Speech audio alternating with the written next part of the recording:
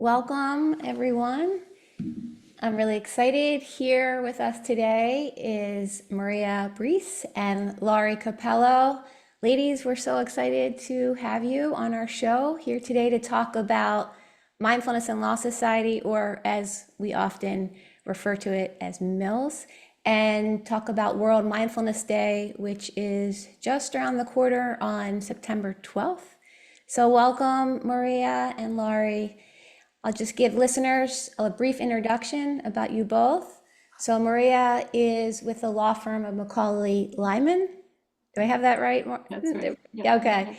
And I'm excited to share that Maria has recently become a partner there. It's a renewable energy firm. In addition to her work as an attorney, Maria is also a mindfulness teacher, a mother, and with regards to MILS, she is the co-chair of the Illinois Chapter. And also joining us here today is Laurie Cappello. Welcome, Laurie.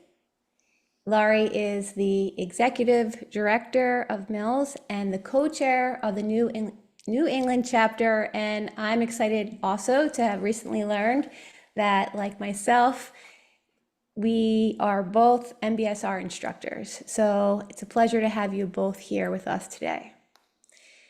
So Laurie, if you would, can you begin by just telling us a bit about MILS and what the mission of MILS is? Absolutely. And first, let me say it's an honor to be with you ladies today.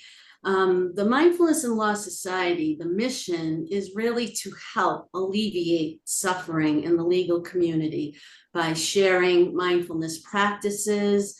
And I would say for me, the core benefit of being part of the Mindfulness and Law Society is the sense of community, being with like-minded individuals in the legal community, which we know is stressful, and whether or not you're a law student, a law professor, a practicing attorney at a small firm or a large firm, a paralegal, an admin. We are all in the industry and we know what type of pressure there is. So mindfulness is a wonderful way to help center and ground. And for me personally, I feel that mindfulness is a cornerstone of well-being. And I just recently retired from big law, almost 40 years in big law in administration, not an attorney, but in HR mainly. And my most recent role is director of well-being. And I was thrilled to be able to bring mindfulness into my firm. And that's one of the things at MILS that we're trying to do is tap into, every area and be accessible.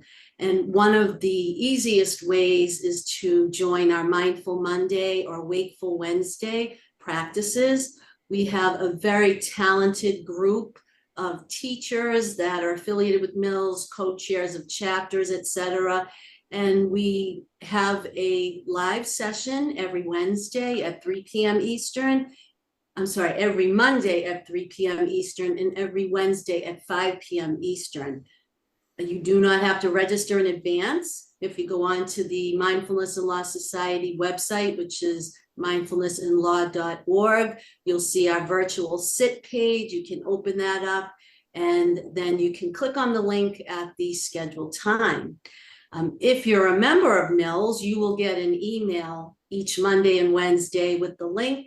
So it's really easy and accessible, but it does give you that ability to connect with the community and be part of the community. One of the other events that we've started this year is having chapters lead a presentation or a practice each month. It's another opportunity to gather as a community and using a mindfulness based instruction that's very applicable to life. So for example, on August 14th, we are having a mindful time management program.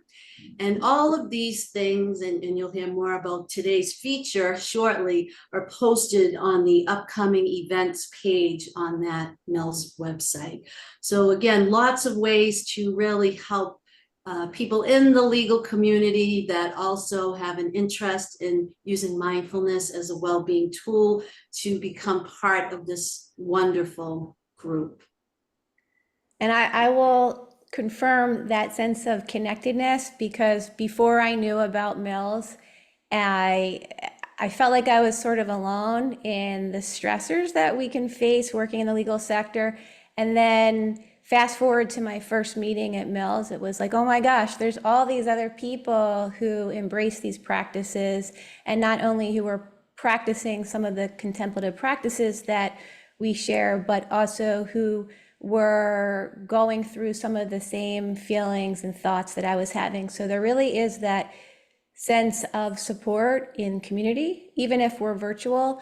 And then, as you were sharing, there's so many different resources and programs that are offered on a weekly, monthly basis through MILS, that I think that it really pulls the community together, and a strong sense of support.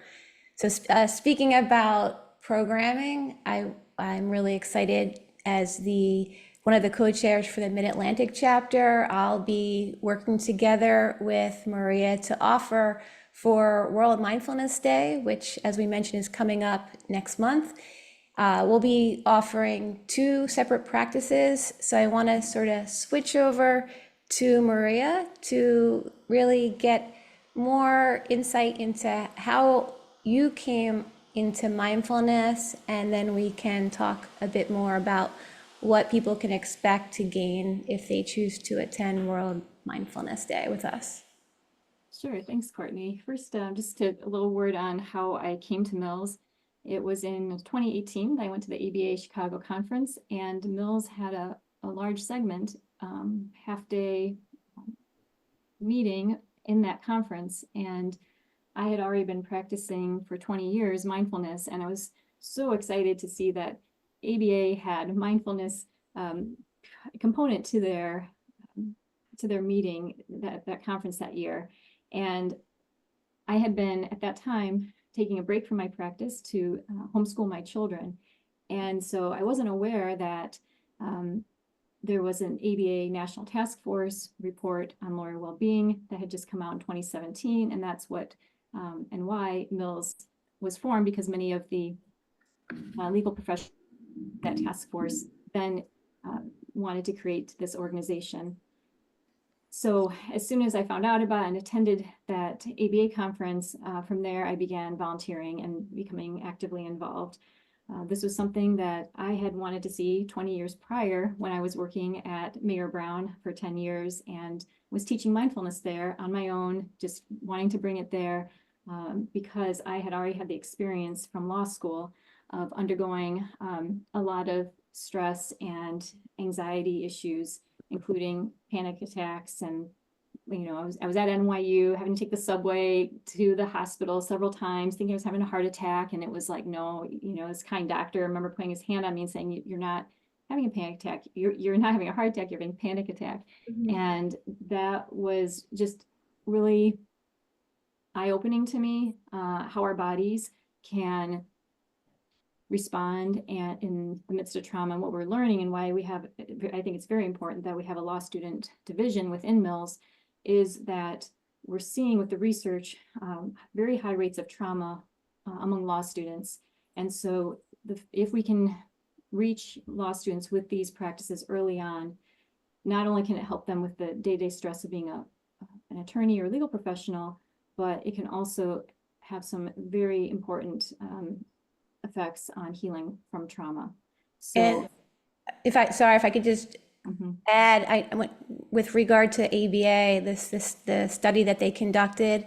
I think it was several years ago now, but that was like a landmark study because the numbers were alarming in terms of the high percentages of lawyers and law students struggling with stress, anxiety, depression, and resorting to alcohol and drugs to cope. So I feel like it couldn't be more crucial or important for lawyers to have these resources. Exactly. Yeah, So and if that was I my may just, mission coming to Big yeah, Mountain, and so grateful to meet Laurie as part of this organization to then, as she said, come together as a community.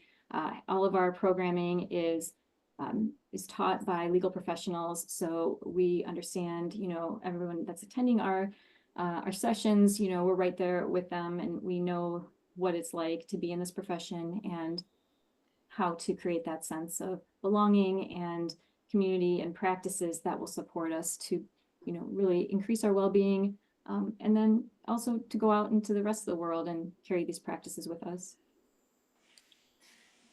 Thank you. Thank you so much for sharing all of that. And I know, Annie, we're three. Well, no, I shouldn't say three attorneys because Laurie, you may as well be one. For as long as you worked in the industry, I think it's like the common law marriage thing. Like you take on just as much stress, if not more, than attorneys. But Annie, in the work that you do in coaching, you deal with professionals who are working in like really high stress environments. So I know you know what it's like to try and juggle all of this and, you know, to still want to perform your best in what it is you do. But we're constantly going back to, if we're not in a good space physically or emotionally, then we can't serve. Whether you're a lawyer, a doctor, a teacher, a mom, you can't care for others when you're not personally in You a can't good. pour from an empty cup, as they say. I have Yeah. a quick question for Maria. This is a little, but like you said that you sort of got into this 20 years ago. Like mindfulness has become, and I mean this from my heart in the best way, like sort of a buzzword these days. Like everybody's talking about mindfulness because it's so important, and it's so in your face, and it so matters, right? But how did you come across this then? I mean, you were so before your time, if you will, and how did you learn from someone? Like, how did that happen? Yeah, so when I finished at NYU, I was with Mayor Brown in New York City, and I'm from Iowa originally, so I wanted to transfer to the Chicago office and work from Chicago since it was closer to my family. And it was that summer that things really were difficult because studying for the bar, I found that I was having a difficult time studying. I found that I wasn't wanting to leave my home at all. I was having, I pretty much was just, that was a low point for me. The one thing I needed to do was leave my apartment and go across the street for groceries. So I walk across the street, go to the grocery store, which was hard because like everything was always spinning and just a lot of anxiety. But there was a flyer for an anxiety recovery program, and I saw that, and I called that number, and that was a hard phone call to make. At that time, especially mental health and mental illness just had so much stigma around it. It was really difficult to take those steps to address concerns. And so, but I just had that instinct and resourcing of courage that I knew I needed to do it. And so I started with a recovery group there for just kind of learning some basics. And then not so long after that, I met my mentor who studied with John Kabat-Zinn, and I began studying with him for the next 20 years. That was a real turning point for you. I mean, talk about things could go totally differently, and then you would have affected so many less lives with this. So that's a pretty amazing part of your story. And thank you for sharing. It's not easy I've been there. No, it's not always easy to talk about the kind of downtime, you know, dark times in your life, but look where you are now. So thanks for sharing. Yeah, thank you.